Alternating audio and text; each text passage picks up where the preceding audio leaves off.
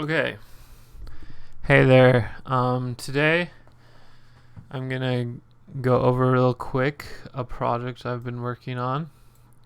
Um, the project's name right now is just Node WebCMD, but it's a framework for writing command line programs that run over the internet.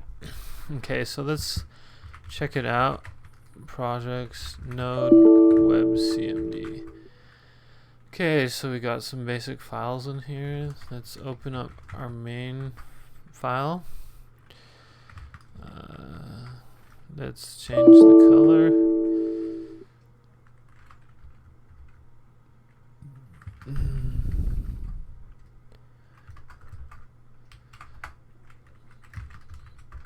Okay. So now we're gonna run our server. Node main.js. Let's close this. And we got an error. Localhost. What port are we running on? Okay, we're gonna do a git stash. And then we're gonna run this again. npm install.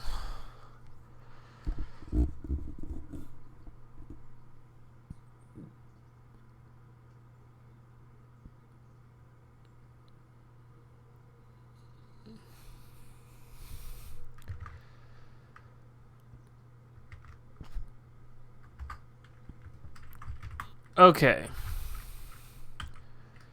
So now we're running on port 8000.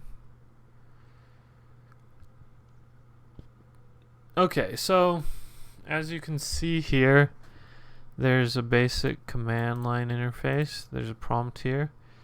This actually adds hidden password inputs. You can remove them. There's a simple about page here. Write apps using only standard in, standard out, and environment variables. Okay. So instead of writing a bunch of web pages or API endpoints, you just write a web application as command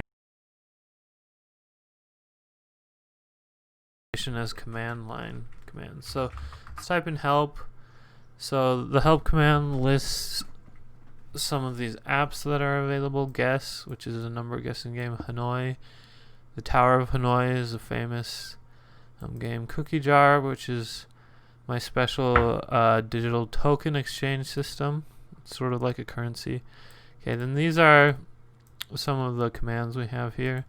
So let's type help user. So user commands. If we just type user with no arguments, displays current logged in user. Okay, we get guess user not logged in. Okay, now we can go here and there's a login page, but we don't need to do that. So yeah, let's show this guess program real quick. So we got a prompt, guess a number from 1 to 100. You have 6 more tries. So we type in 50 and it tells us it's higher. 75 higher. So what's 25 divided by 2? It's 12.5. So 75. Let's do 88 higher. So then we have 12, 6, so 94, 97. One more try. 98 or 99? 99. Okay, we got it. You want to enter new maximum to play again. We're not going to do that. You can either type exit here or just click the X. Exit the app. Now here's the Hanoi game. You just type the name of 2 towers to move the disks. B, C, A, B, C, A, CB, AB, AC, BC, BA, BA, CA, BC, AB, AC, BC, AB, and then we start over. C, A, C, B, A, B, C, A, B, C, B, A, C, A, C, B. Then we just have A, B, A, C, B, C, A, B, C, A, C, B, and A, B. Tower finished. The world is not ending. Congratulations on the apocalypse. If you survive, good luck. Type reset to reset. We can still move. BC. Oh, we still move the object. So now we exit. Now these programs, compared to a full graphical user interface, it's super easy to write these programs, which is the whole point, to prototype ideas. So then we have dark mode, we have retro, we can resize, medium, X large, help X large, alias X large, config rows 40 columns. So there's a way to create aliases, which is just a way to a shortcut for a command. So columns 30, so that's gonna be very narrow. Let's change it back to light. Okay, so that's the basic premise. Okay, now we're gonna take a look at this cryptocurrency or digital token exchange system. Now the premise behind this exchange system is you have a centralized exchange, but you have decentralized backups. So most cryptocurrencies, they're going to be completely decentralized. The blockchain is just an informational artifact that gets published, and it's agreed upon based on these proof of work protocols, which determine what the next valid block is going to be. Whoever solves the proof of work puzzle first publishes the next valid block, so long as everything else in that block checks out with the protocol. And the longest valid block represents the most computational hash power, because each proof of work just adds more to that chain of hashes. So that's the longest valid block is the correct block. So that's the premise behind proof of work. It's completely distributed. You don't have to trust any central authority. This makes it censorship resistant and everything. But one thing, this requires you to replicate all the information constantly. Your transaction is not cleared until the information is completely replicated through the network. Additionally, because of that replication requirement, there are limits on block size and transactions and stuff like that have to be honored. Every Bitcoin block has a 1 megabyte block size limit. So all these limitations create certain difficulties as a payment system. Now, at the same time, these limitations make it great as a store of value, because it focuses on the ultimate reliability, censorship resistance, which as a store of value is the most important feature. If you're familiar, however, with Gresham's law, I don't really completely buy the notion, but it's an interesting idea. The premise behind Gresham's law is that bad money drives out good. So the money that's going to be circulating is going to be the least valuable money, or like the most vulgar or common form of money that's easiest to obtain. That's what's going to actually circulate.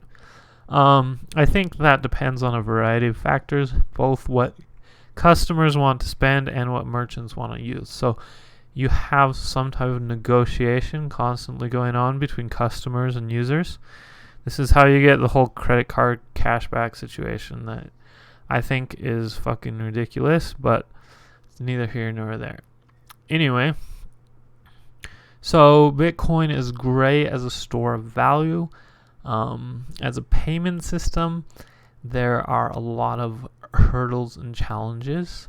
Lightning Network was one attempt to address that, which I believe it uses it's some type of settlement system where you have instant settlement based on ongoing debts. Banks operate on a similar premise.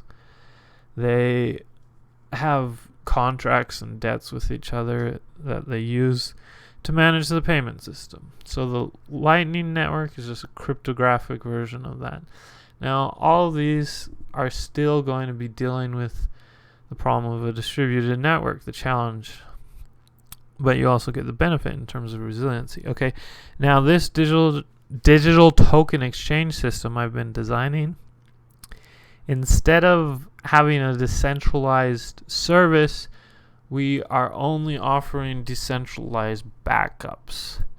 So the idea behind this is these days it's easy to run a service with a lot of uptime.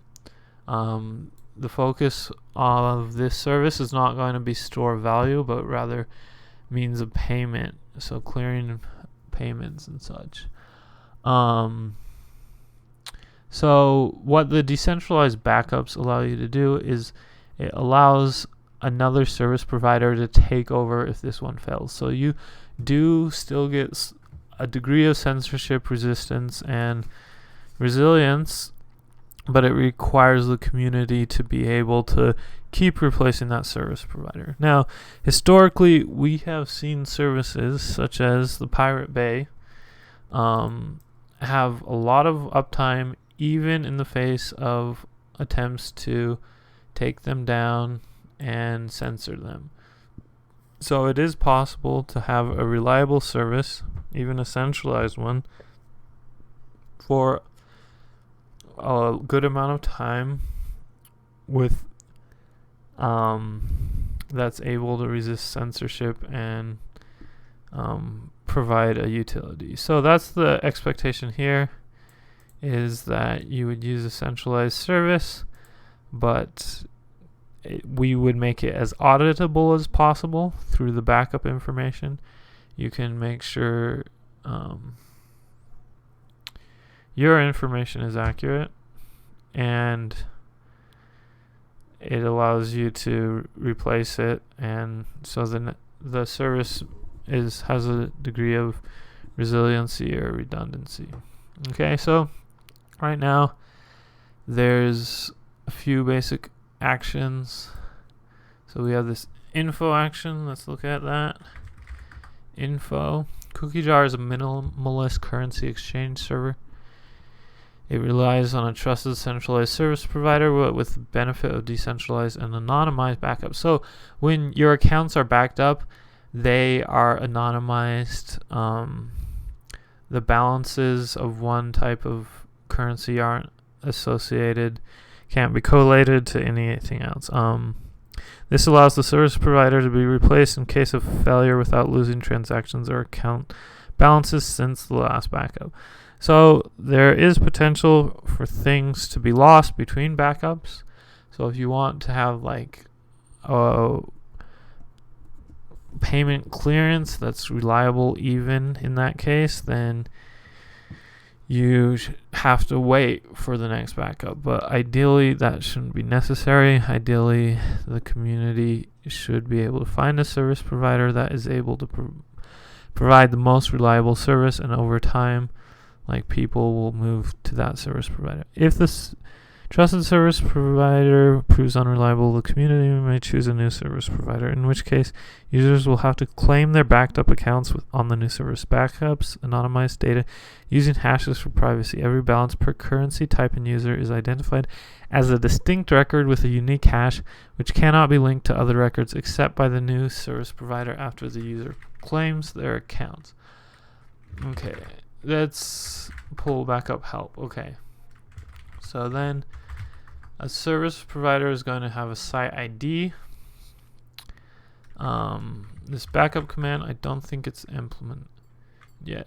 Okay, backup. You must set site cookie before performing user or issuer actions. Supply. No currency is created. Okay, let's do new user. Okay, so we get the reason why it's called Cookiejar is because because it's a centralized service, we only need very basic web security in the form of cookies. So we don't need to use public key cryptography or anything else like that. We just have cookies, and we can use existing security infrastructure for the web. We can use SSL and the domain name system, all of this. We're able to take advantage of this with the currency system because we chose to use a centralized service. Okay, so we created a new user. When a new user is created, we get two tokens here. We get the root cookie, which you aren't supposed to use or send the root cookie to anyone. That's supposed to be private. Right here we have this warning. It is recommended to use a third-party tool to handle root cookies. Okay, so our root cookie is generated. From our root cookie, we add the site ID to the root cookie, and then we are able to generate the site cookie. Okay, so this is how users are able to easily generate a cookie for every single site. And there's other hashes generated for cross authentication, which we may go over here in a minute, but I am not 100% convinced these schemes are completely secure. Most people would probably recommend using an established scheme for authorization like OAuth, but I thought it would be good to keep things as simple as possible. Okay, so normally we would call site cookie. Site cookie requires password field. So to set the site cookie, we're just going to copy. So I'm just going to actually print screen this whole thing, and that will allow me to save my root cookie to type in later. But now we do site cookie, and then we press down arrow, and we're able to enter the password. Paste. Oh, no pasting. Password field does not like pasting. Copy. Paste. Okay, here we are. Site cookie. Okay, it ran.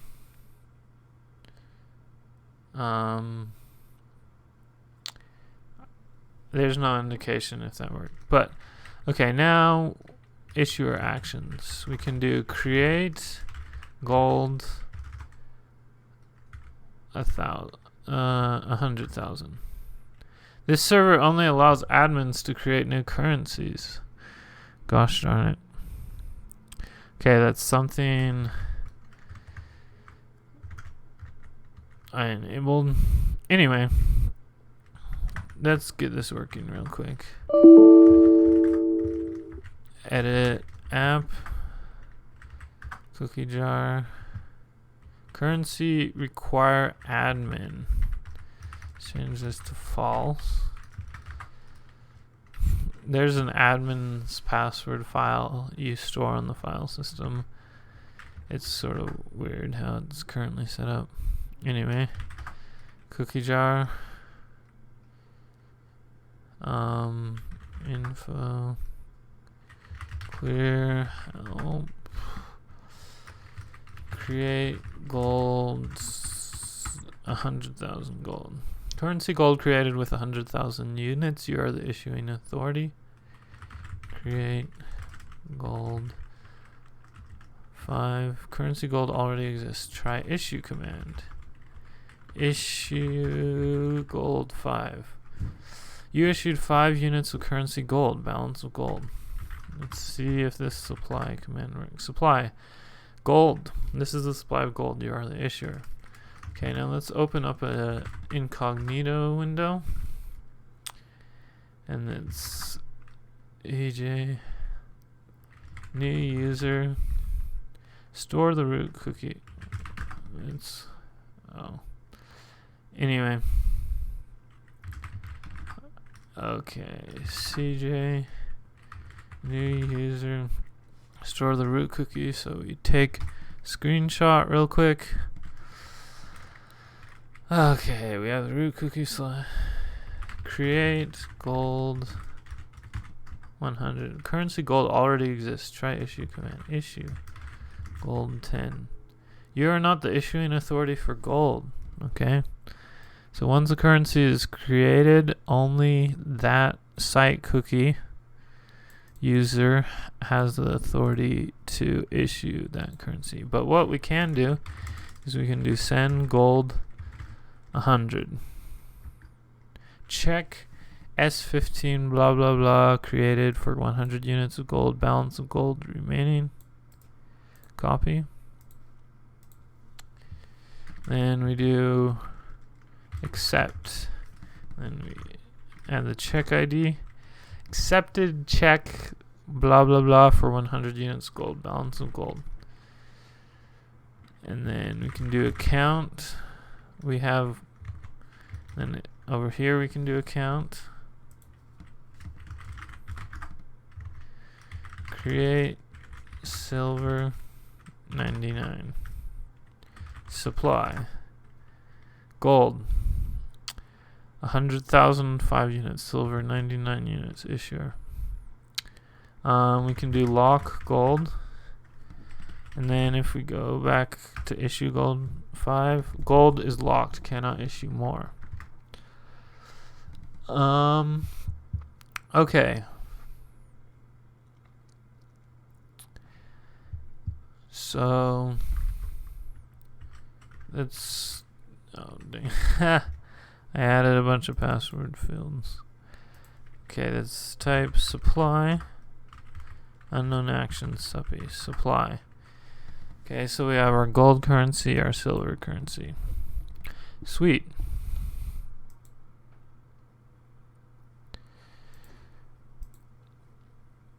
Okay, finally, we're going to look here at the source code.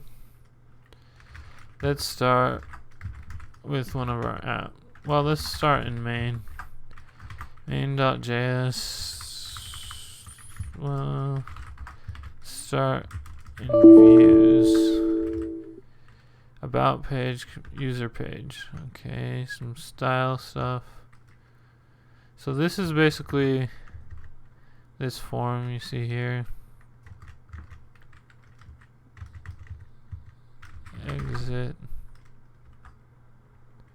Oh, it's not, the server is not running. Anyway, so this is using a Lodash templating library. Lodash. Yeah, to render. It's a very simple templating library. But let's look at some apps here. Guessing game. Okay, so this is our guess app. We get, so the framework actually gives the programmer 2 different types of states. It gives you a user state and it'll give you an app state. In this particular app, we are only using the user state, so there's no global state. In the Cookiejar app, there is some global state. But so all we do in this application is we have these variables. Maximum number, n is the actual number, guess is the number of guesses, max guesses is max guesses. So to start out, if the user state is null or the empty string, then we assign defaults. and if it's not, then we're going to parse these variables from the user state. So we split the string based on comma, so we store the state